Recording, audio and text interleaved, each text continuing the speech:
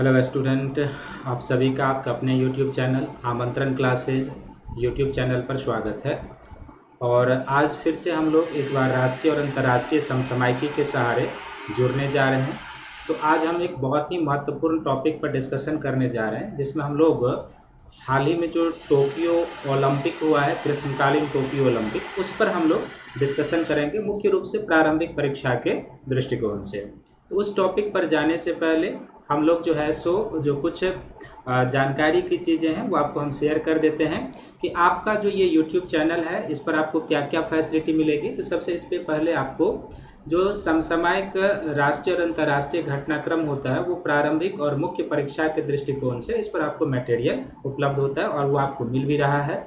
दूसरा, सामान्य अध्ययन जो प्रारंभिक और मुख्य परीक्षा का मटेरियल है वो भी आपको मिलेगा, जो प्रारंभिक परीक्षा के दृष्टिकोण से जीएस का है और जो मुख्य परीक्षा के दृष्टिकोण से वो भी। हम उस पर भी पूरी लगन से काम कर रहे हैं। बहुत जल्दी आपके साथ उस टॉपिक सबसे भी जुड़ेंगे। तीसरा, आपको इस पर इतिहास और भूगोल ऑप्शनल पेपर के जो मटेरियल होते हैं, क्लास होते हैं, वो आपको मिलेगा।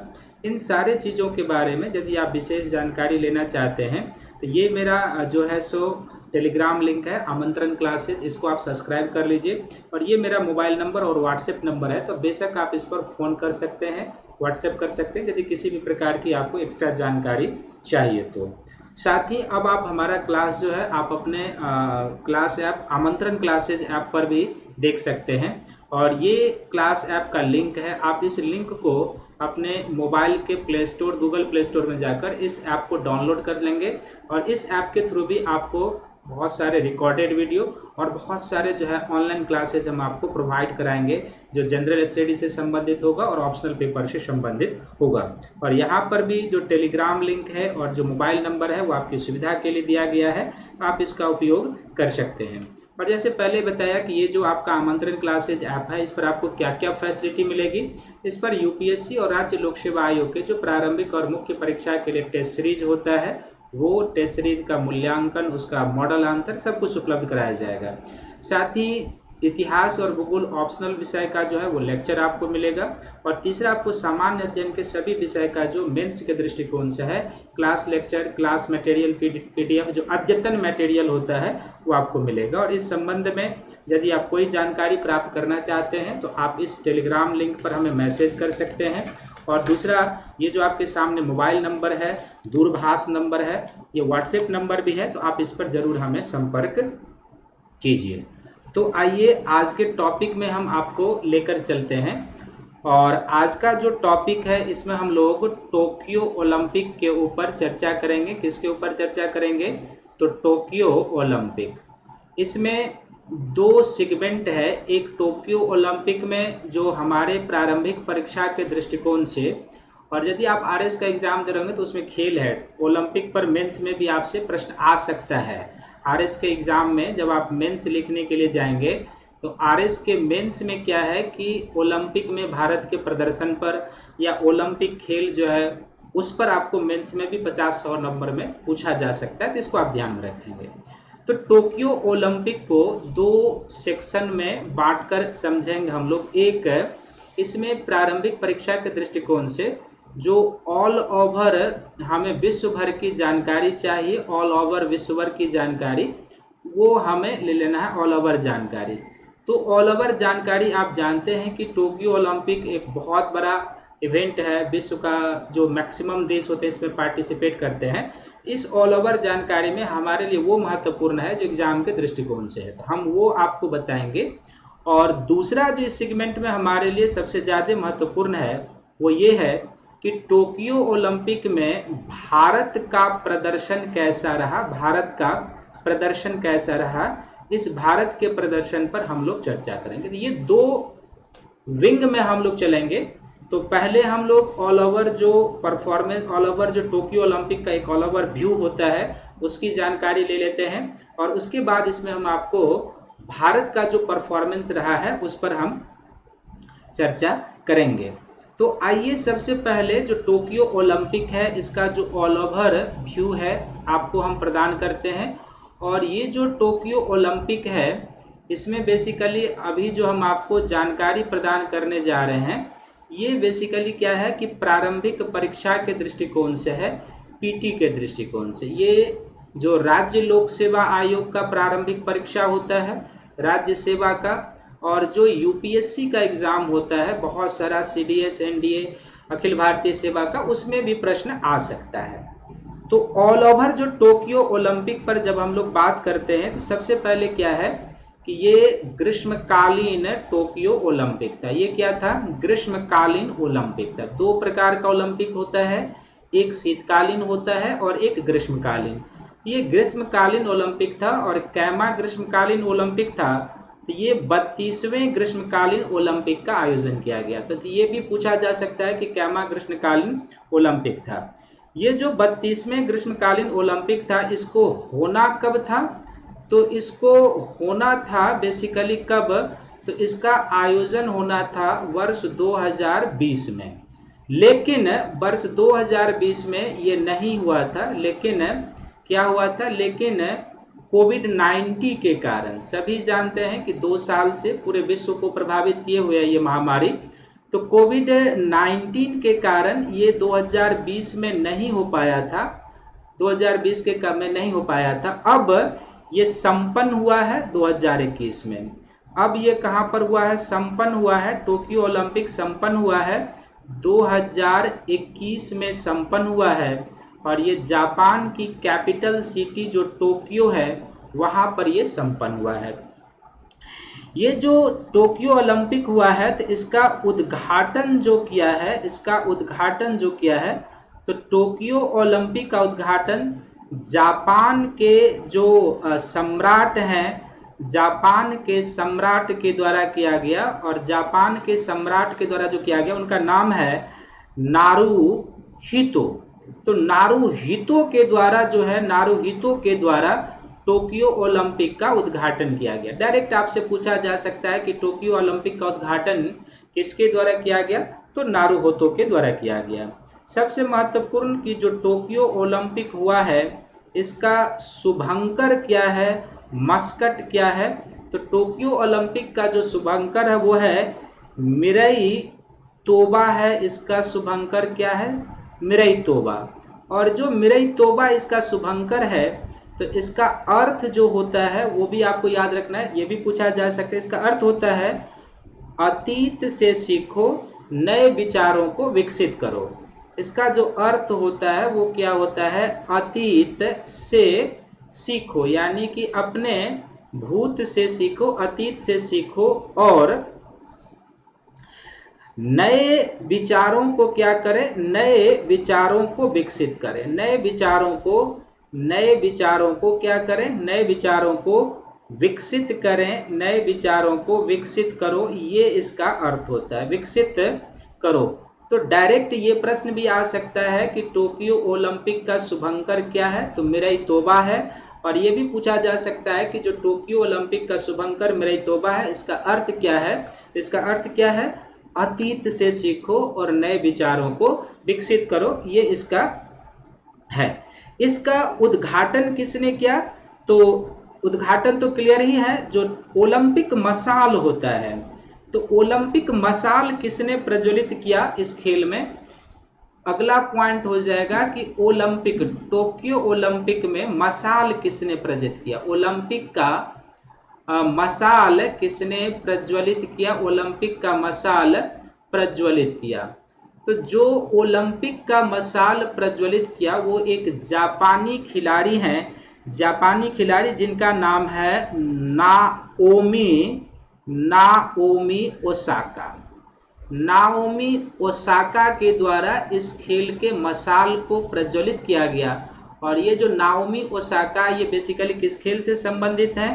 तो ये टेनिस खिलाड़ी हैं, टेनिस खिलाड़ी हैं। तो यहाँ पर दो प्रश्न बनता है, और वो दो प्रश्न क्या बनता है? तो एक आपसे पूछा जा सकता है कि ओलंपिक का मशाल किसने प्रज्वलित किया? तो नाओमी ओसाका ने। और ये भी हो सकता है कि ओलंपिक मशाल प्रज्वलित करने वाली नाओमी ओसाका किस खेल से संबंधित है? तो वो क्या हो जाएगा? टेनिस खेल हो जाएगा। ये जो टोक्यो ओलंपिक है इसमें कुल कितने खेल शामिल हुए थे? तो टोक्यो ओलंपिक में कुल 33 खेल शामिल हुआ था। ये भी याद रखेंगे क्योंकि ये पूछा जाएगा कितने खेल शामिल हुए थे, तो 33 खेल शामिल थे। और इस 33 खेल में 50 विधाओं को शामिल किया गया था। कितने विधाओं को? 50 विधाओं को शामिल किया गया था। और 50 विधाओं में क्या थे? 339 जो थी वो स्पर्धाएं शामिल थी। 339 स्पर्धाएं इसमें शामिल है। तो कुल 33 खेल को शामिल किया गया, 50 विधाओं में ये संपन्न हुआ और टोटल ये 339 स्पर्धाएं आयोजित की गई। ये जो टोक्यो ओलंपिक है कुल 17 दिनों तक चला था। कितने दिनों तक चला था? तो 17 दिनों तक चला। टोक्यो ओलंपिक 17 दिनों तक चला। और इस ओलंपिक में जो है क्या है कि 13 वर्षों के बाद फिर से एक खेल को शामिल किया गया। 13 वर्षों के बाद शामिल किया गया। तो 13 वर्षों के बाद किस खेल को शामिल किया गया?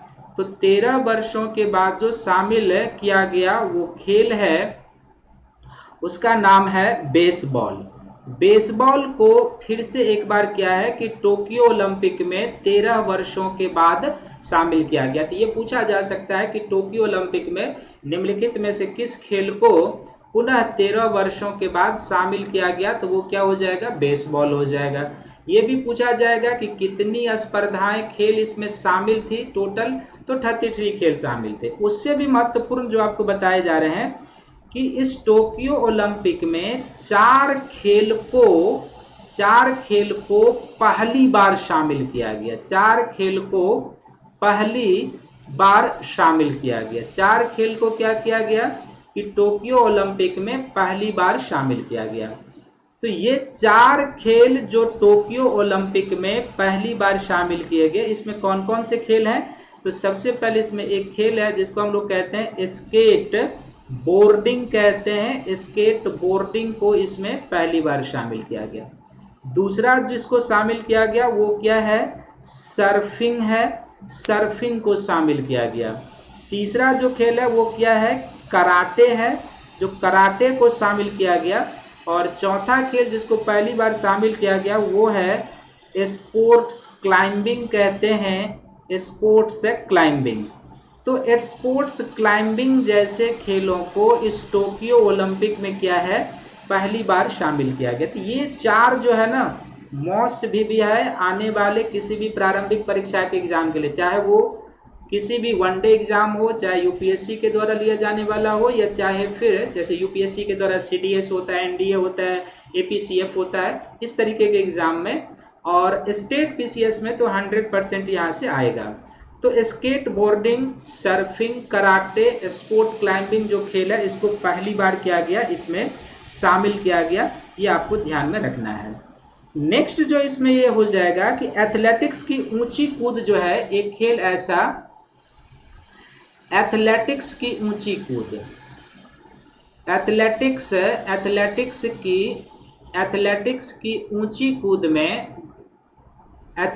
की ऊंची कूद में ये कैसे प्रश्न बनेगा ये भी आपको बताएंगे, लेकिन पहले आप इसको समझ लीजिए। एथलेटिक्स की ऊंची कूद में 2 स्वर्ण पदक संयुक्त रूप से दिए गए। क्या किए गए? तो 2 स्वर्ण पदक संयुक्त रूप से दिए गए। 2 स्वर्ण पदक संयुक्त रूप से दिए गए। इसके कारण इसमें रजत पदक नहीं दिया गया। इस कारण से क्या हुआ? इस कारण इसमें क्या हुआ? इस कारण इसमें रजत पदक नहीं दिया गया। रजत पदक नहीं दिया गया। इस कारण इसमें क्या है कि रजत पदक नहीं दिया गया। तो प्रश्न यहाँ से ये हो सकता है कि टोक्यो ओलंपिक के किस स्पर्धा में 2 स्वर्ण पदक संयुक्त रूप से दिए गए जिसके कारण इसमें रजत पदक नहीं दिया गया? तो वो कौन सा हो जाएगा? एथलेटिक्स की जो ऊंची कूद है इसमें 2 स्वर्ण पदक एक साथ दिए जाने के कारण इसमें क्या है कि रजत पदक नहीं दिया गया। ये आपको ध्यान में रखना है। टोक्यो ओलंपिक का जो पहला स्वर्ण किसने जीता ये भी आपको पूछा जाएगा कि टोक्यो ओलंपिक का पहला स्वर्ण पदक किसने जीता? पहला स्वर्ण पदक किसने जीता? टोक्यो ओलंपिक का पहला स्वर्ण पदक किसने जीता? तो टोक्यो ओलंपिक का जो पहला स्वर्ण पदक है ये जीता है चीन की एक खिलाड़ी है जिनका नाम है कियान यांग। कियान यांग ने पहला स्वर्ण पदक जीता है टोक्यो ओलंपिक में। और कियान यांग ने जो पहला स्वर्ण पदक जीता ये किस में? तो ये 10 मीटर एयर राइफल में जीता। 10 मीटर एयर राइफल में इन्होंने जीता, 10 मीटर एयर राइफल में। और जाहिर सी बात है कि यदि 10 मीटर एयर राइफल में हो गया तो कियान यांग जो चीन की खिलाड़ी हैं, कहाँ की खिलाड़ी हैं? चीन से संबंधित हैं। और किस खेल से संबंधित हो जाएंगी? तो ये निशानेबाजी से संबंधित हो जाएंगी, निशानेबाजी से संबंधित। तो यहाँ पर कई तरीके का इससे प्रश्न पूछा जा सकता है कि टोक्यो ओलंपिक का पहला स्वर्ण पदक किस देश ने जीता? तो पहला स्वर्ण पदक टोक्यो ओलंपिक का चीन ने जीता। किस खेल में जीता? तो निशानेबाजी में जीता। दूसरा प्रश्न यहाँ से ये हो सकता है, खिलाड़ी के तौर पर आपसे पूछा जाएगा कि टोक्यो ओलंपिक का पहला स्वर्ण पदक किसने जीता? तो कियान यंग ने जीता। कियान यंग किस खेल से संबंधित है? तो निशानेबाजी से संबंधित है। किस में जीता? तो 10 मीटर एयर राइफल में इन्होंने स्वर्ण पदक जीता। ये आपको ध्यान में रखना है। अब इसमें क्या है कि ऑल ओवर जो पदक के हिसाब से देखेंगे तो टोक्यो ओलंपिक का जो पदक तालिका है ये यदि आप देखेंगे, जो आपके एग्जाम के लिए सबसे ज्यादा महत्वपूर्ण है, कहीं भी अरेंज करने के लिए आ जाएगा। तो टोक्यो ओलंपिक का जो पदक तालिका है, पदक तालिका को आपको दो प्रकार से समझना है। पदक तालिका को दो प्रकार से, तो पदक तालिका को जो दो प्रकार से समझना है वो कैसे? तो एक स्वर्ण पदक के आधार पर, स्वर्ण पदक के आधार पर जो रैंकिंग होती है वो कि सर्वाधिक स्वर्ण पदक किसने जीता, तो स्वर्ण पदक के आधार पर। और दूसरा जो हो जाएगा वो किसके आधार पर हो जाएगा?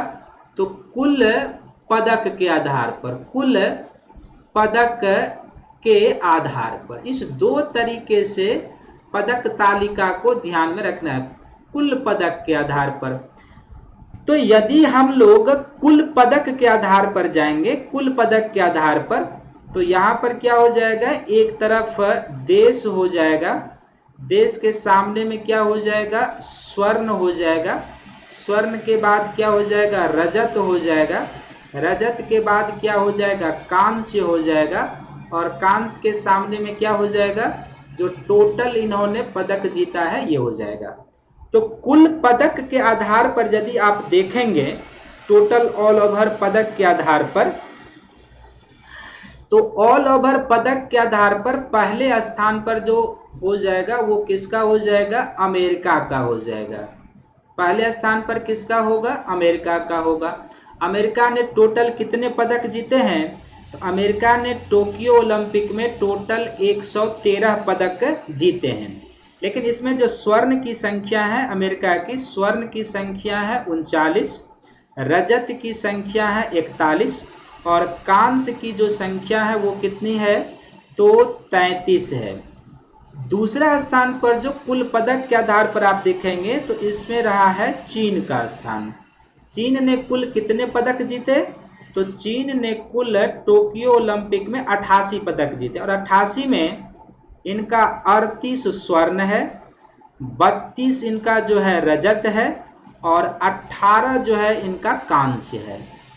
पदक तालिका में तीसरे स्थान पर जो रहा ऑल ओवर पद के हिसाब से देखेंगे तो वो हो जाएगा ब्रिटेन का। वो किसका हो जाएगा? ब्रिटेन का। ब्रिटेन ने 22 स्वर्ण जीते, 21 रजत जीते और फिर से 22 कांस्य जीते। तो इनका कुल कितना हो जाएगा?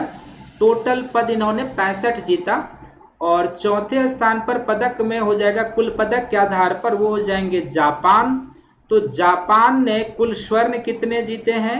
जापान ने 27 स्वर्ण जीते हैं, 21 रजत 14 रजत जीते हैं।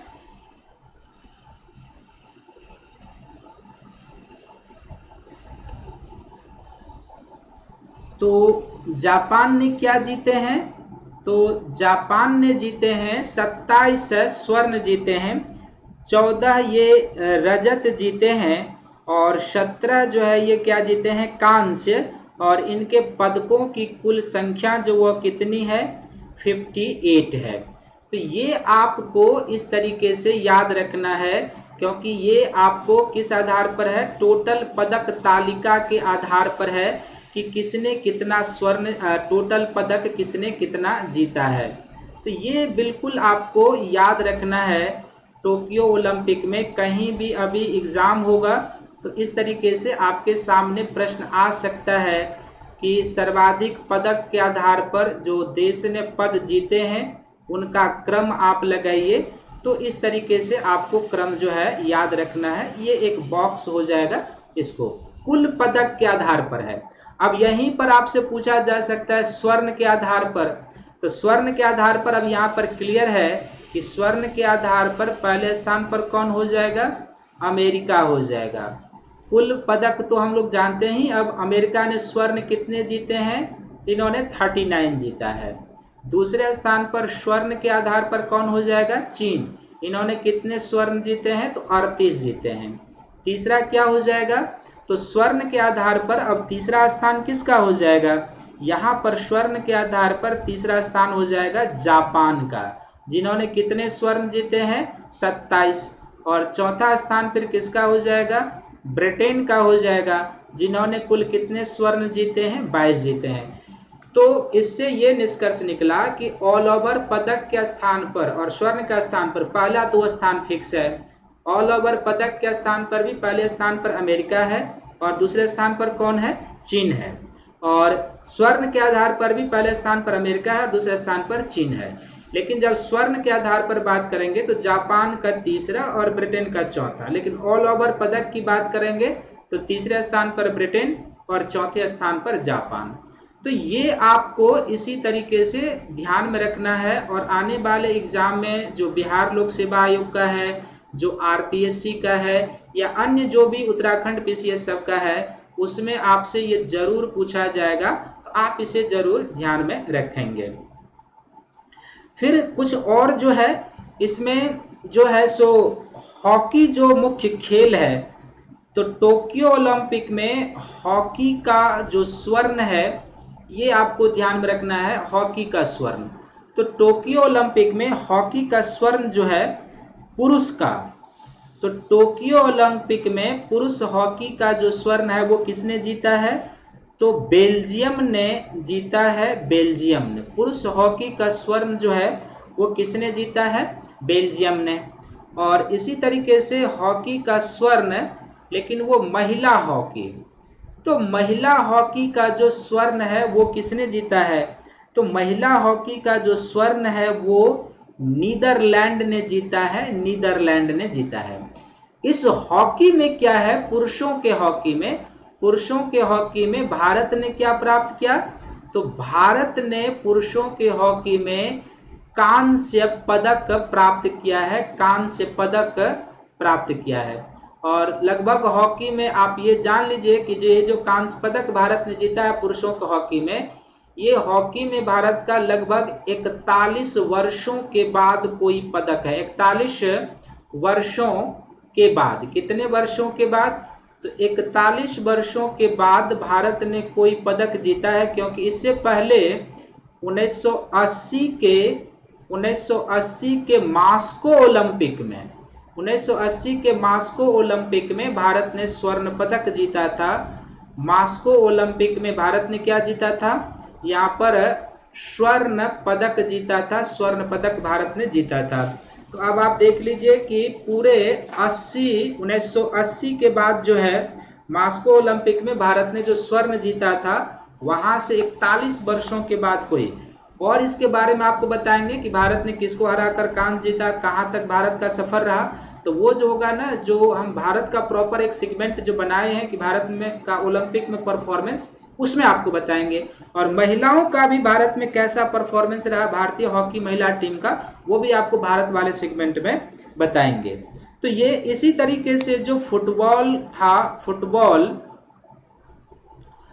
तो फुटबॉल का जो स्वर्ण है, फुटबॉल का स्वर्ण किसने जीता है? तो फुटबॉल का स्वर्ण जो है वो एक बार ब्राजील ने जीता है, ब्राजील ने फुटबॉल का स्वर्ण जीता है। तो ये दो ओलंपिक के फेमस गेम होते हैं, इसलिए मैंने आपको बता दिया। और चूंकि दोनों में भारत का जो है सो चर्चा होता है, पुरुष हॉकी महिला हॉकी में, इसलिए। और फुटबॉल विश्व में लोकप्रिय गेम है, तो आपसे पूछा जा सकता है कि टोक्यो ओलंपिक का जो फुटबॉल का स्वर्ण है वो किसने जीता है।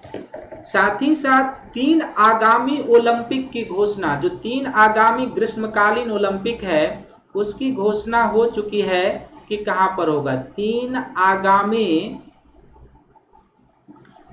आगामी जो ओलंपिक है इसकी घोषणा हो चुकी है कि कहां पर होगा 3 आगामी ओलंपिक। तो ये भी आपके एग्जाम के लिए बहुत ही महत्वपूर्ण बनता है। तो सबसे पहले आप जान लीजिए कि 2024 में अगला ग्रीष्मकालीन ओलंपिक होगा, ये कहां पर होगा? पेरिस में होगा। पेरिस में होगा। कहां पर है पेरिस? तो ये फ्रांस की कैपिटल सिटी पेरिस में होगा। इसी तरीके से चूंकि 4 वर्ष पर होता है, तो 2028 का जो ओलंपिक होगा वो अमेरिकी शहर लॉस एंजल्स में होगा। लॉस एंजल्स में होगा, लॉस एंजल्स में होगा। हॉलीवुड का शहर है, तो लॉस एंजल्स यूएसए में होगा। और 2032 के ओलंपिक की भी घोषणा कर दी गई है, तो ये कहां पर होगा? ब्रिस्बेन में होगा, ब्रिस्बेन में। और ब्रिस्बेन कहां का शहर है? तो ब्रिस्बेन ये ऑस्ट्रेलिया का शहर है, ऑस्ट्रेलिया का, जहां पर 2032 के ग्रीष्मकालीन ओलंपिक की घोषणा की गई। ये तीनों कौन सा है?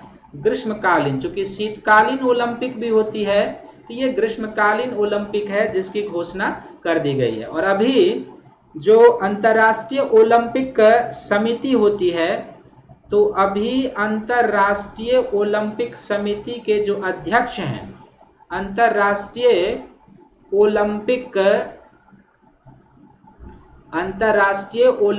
समिति के अध्यक्ष, तो अंतर्राष्ट्रीय ओलंपिक समिति के जो अध्यक्ष हैं कौन से हैं? फिर से थॉमस बाख को बनाया गया है, थॉमस बाख को अंतर्राष्ट्रीय ओलंपिक समिति का अध्यक्ष बनाया गया है।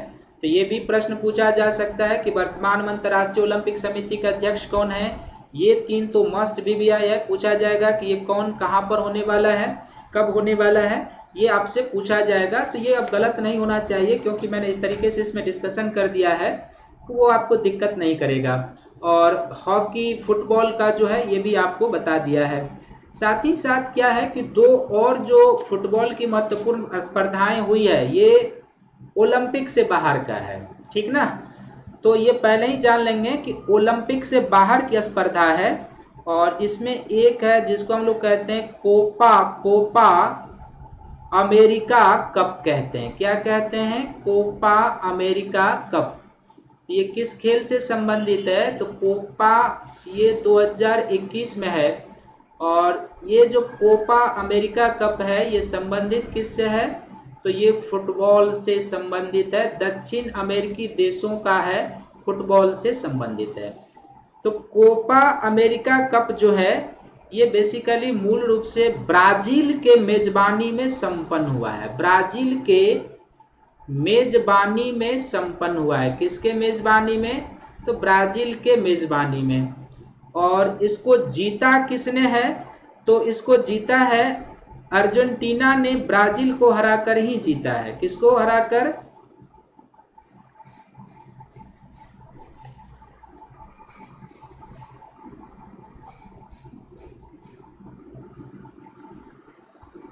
तो जीता किसने है? तो इस कप को अर्जेंटीना ने किसको हराकर? अर्जेंटीना ने ब्राजील को हराकर जीता है। ब्राजील को हराकर जीता है, ब्राजील को हराकर। ब्राजील को हराकर जीता। तो ये भी पूछा जा सकता है कि विजेता कौन है, किसको पराजित करके, तो ये आपको ध्यान में रखना है। टूर्नामेंट का जो सर्वश्रेष्ठ खिलाड़ी है, इस टूर्नामेंट का सर्वश्रेष्ठ खिलाड़ी जो है वो किसको घोषित किया गया, तो सभी लोग जानते होंगे, और नहीं जानते होंगे तो आप जान लीजिए कि लियोनेल मैसी को सभी जानते हैं इस नाम को, टूर्नामेंट का सर्वश्रेष्ठ खिलाड़ी घोषित किया गया। और आगामी जो ये खेल होगा, अगला खेल जो होगा, अगला कोपा कप फुटबॉल, अगला कप जो होगा ये कब होगा, तो 2024 में होगा, 2024 में ये।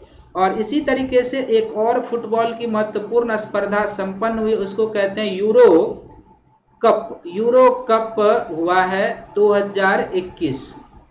तो जो यूरो कप 2021 हुआ है, ये यूरो कप फुटबॉल से संबंधित है, जिसका हम जिक्र करने जा रहे हैं, ये भी फुटबॉल से संबंधित है। तो यूरो कप जो संपन्न हुआ है, इसको जीता ये यूरोप के विभिन्न देशों में हुआ है, किसी एक देश में नहीं। तो इसको जीता है इटली ने, इंग्लैंड को हराकर जीता। इटली ने इंग्लैंड को हराकर जीता है। इटली ने इंग्लैंड को हराकर जीता। इटली ने इंग्लैंड को हराकर जीता। और ऑब्वियसली ये भी जो अगला यूरो कप होगा, तो अगला जो ये यूरो कप होगा ये भी 2024 में ही होगा। ये भी कहाँ पर कब होगा, तो 2024 में ही होगा। तो ये दो आप याद रखेंगे। तो ये दोनों कप जो मैंने आपको बताया है, ये बेसिकली क्या है कि ओलंपिक से बाहर का है।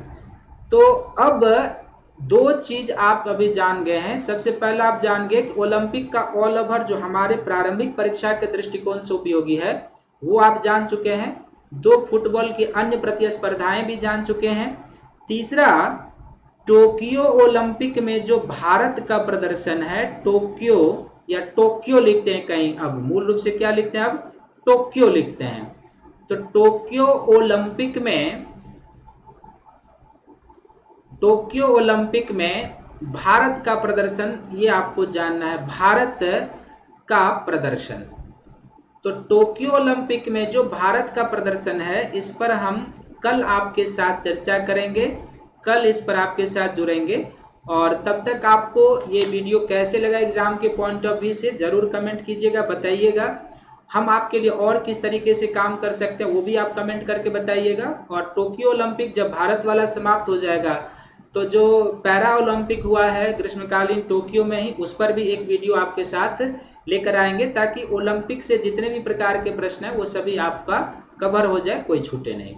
तो मैं उम्मीद करता हूं कि ये वीडियो आपको पसंद आएगा। इस वीडियो को सभी लोग लाइक कीजिएगा, शेयर कीजिएगा, चैनल को सब्सक्राइब कर लीजिएगा, ताकि आगे क्लास का जो लिंक है सूचना आप तक खुद ब खुद पहुंच जाए। तो शेयर करना, सब्सक्राइब करना कभी मत भूलिएगा। आपका जो शेयर सब्सक्राइब होता है, लाइक होता है, वो हमारा एनर्जी होगा, वो हमें बूस्ट प्रदान करेगा। तो सभी को थैंक यू है, धन्यवाद है। और अगले वीडियो में आपसे मिलेंगे कि ग्रीष्मकालीन ओलंपिक में भारत का क्या प्रदर्शन रहा, उसमें मिलेंगे। तब तक के लिए सभी को थैंक यू है, धन्यवाद है।